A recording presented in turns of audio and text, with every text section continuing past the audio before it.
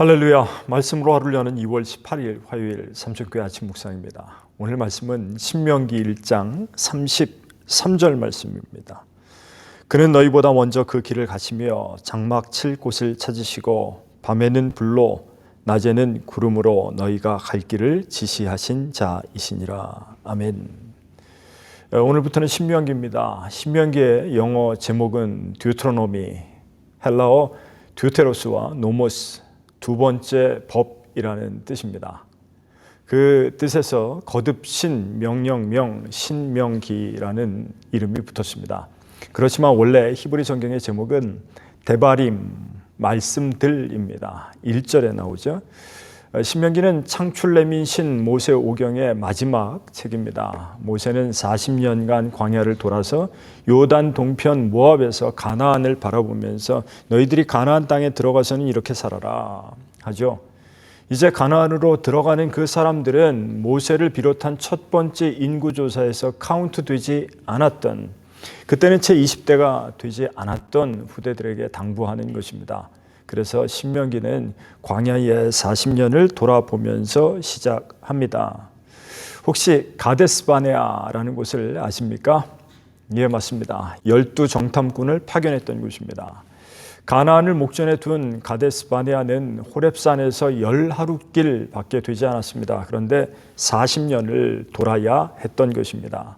이 가데스 바네아에서 있었던 불순종 사건 때문입니다. 40년 전 12지파의 대표로 파견되었던 12정탐꾼 중에 여호수아와 갈렙을 제외한 10명은 도저히 그 땅에 들어갈 수 없다는 보고를 했습니다. 백성들은 그들의 말을 믿었습니다. 그곳에 살고 있다는 안악자손 거인 족속들을 두려워했습니다. 그들과 함께 싸우시겠다는 하나님의 말씀을 믿지 않았던 것입니다. 그런데 불순종은 거기서 끝나지 않았습니다. 이번에는 이제라도 올라가서 그들과 싸우겠다고 합니다. 이번에는 할 수 있다고 합니다. 모세는 그들에게 경솔하다고 말렸습니다. 하나님께서도 이번에는 올라가지 말라고 하셨습니다. 내가 너희 중에 함께 있지 않겠다 단호하게 말씀하십니다. 그런데 이번에도 말씀에 거역하고 아모리 족속의 산지로 쳐들어갑니다. 어찌 됐을까요? 네, 당연히 패배했습니다. 벌떼에 쫓기듯이 쫓겨서 호르마까지 도망가게 되었습니다.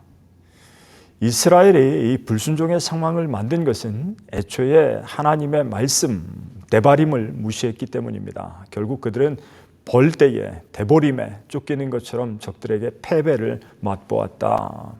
말씀을 거역한 백성들은 벌떼에 쫓기듯 도망해야 했다는 언어 유희가 담겨 있습니다.